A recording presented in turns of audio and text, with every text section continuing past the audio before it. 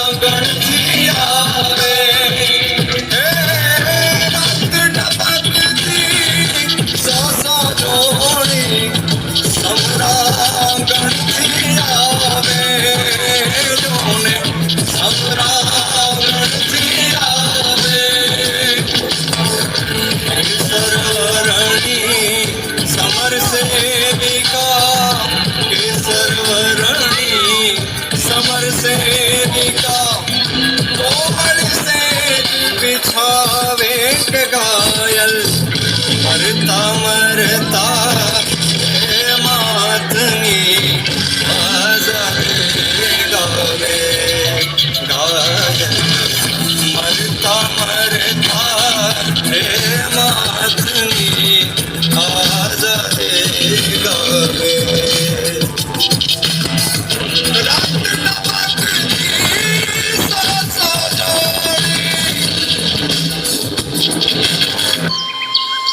હવે સમજાણું દીકરા, આ પાળિયાને હું કામ પૂજીએ છીએ?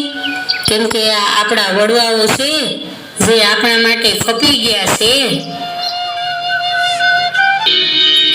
કે ધડ ધીંગાણે જેના અને માથડામાં હાણે જેનો એ જ ધડ ધીંગાણે જેના માથડામાં હાણે એનો પાણીઓ થઈને રે પૂજાવો વડવા